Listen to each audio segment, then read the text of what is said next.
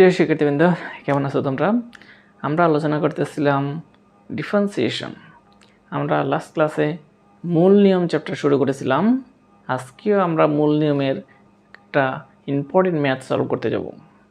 তো প্রিয় শিক্ষার্থীবৃন্দ, লাস্ট ক্লাসে যদি আমাদের মূল নিয়ম সম্বন্ধে কোনো বুঝতে অসুবিধা হয়ে থাকে সেটা আমাকে কমেন্ট বক্সে জানাতে পারো, আমি তোমাদের রিপ্লাই করব। তো প্রিয় শিক্ষার্থীবৃন্দ, শুরু করা যায়।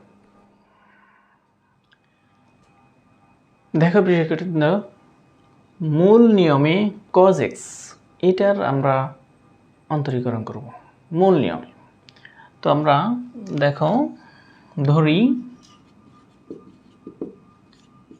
fx equal cos x, therefore f of x plus h equal cos of x plus h।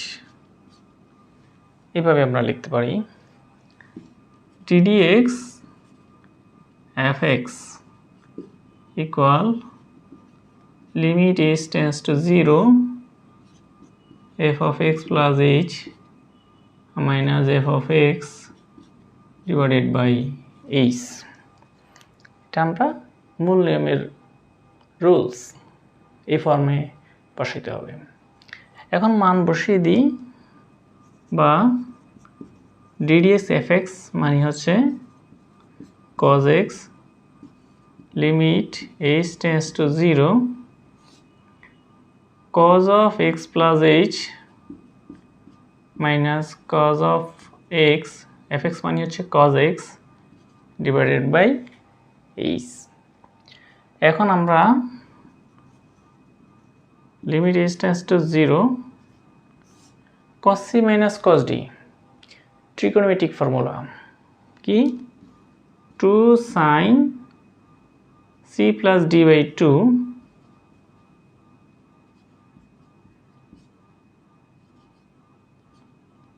sin d minus c by 2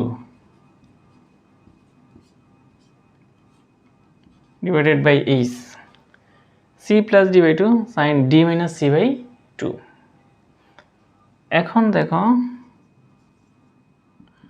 limit h tends to 0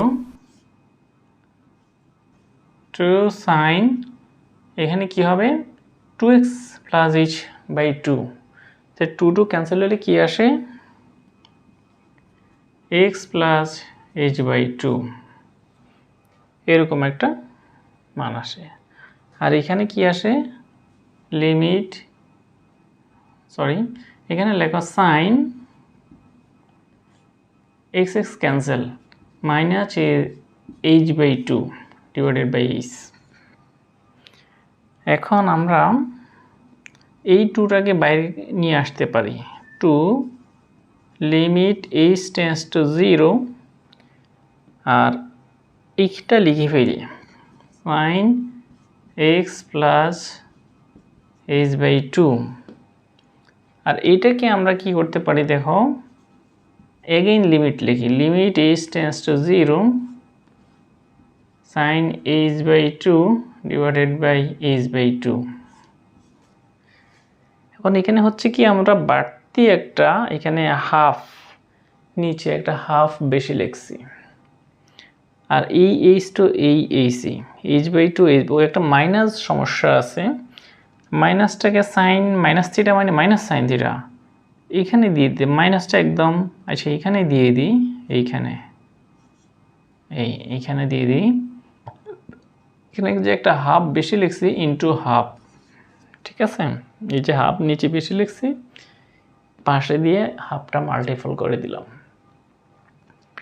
এখন দেখো জিনিসটা কি দাঁড়াচ্ছে, 2 এখানে লিমিট বসাই দিলে সাইন এক্স, আর এটা 0 হয়ে যাবে, এক্স এর মান 0 বসাই দিলে 0/2 মানে 0, আর এখানে যে মাইনাস আছে একটা মাইনাস, এই পুরোটা সাইন থিটা বাই থিটা মানে কত 1 ইন্টু হাফ এরকম। তাহলে ফাইনালি এই 2 এবং এই 2 ক্যান্সেল হয়ে যাচ্ছে, তাহলে কি আসতেছে ইকুয়াল মাইনাস সাইন এক্স। তাহলে আমরা ddx অফ cos x মান কি পাচ্ছি মাইনাস সাইন এক্স। প্রিয় শিক্ষার্থীবৃন্দ, আজকের ক্লাসটা এতটুকুর মধ্যে যদি তোমাদের বুঝতে প্রবলেম হয়, কোনোখান দিয়ে যদি এখনও সমস্যা থেকে থাকে, এটা আমাকে জানাও, আমি তোমাদের রিপ্লাই দেব। প্রিয় শিক্ষার্থীবৃন্দ, আমার নতুন নতুন ভিডিওগুলো দ্রুত পাওয়ার জন্য তোমরা আমার চ্যানেলটাকে সাবস্ক্রাইব করে নেবে এবং বন্ধুদের মাধ্যমে শেয়ার করবে, যাতে সবাই এর সুফল ভোগ করতে পারে। তো প্রিয় শিক্ষার্থীবৃন্দ, ধন্যবাদ সবাইকে।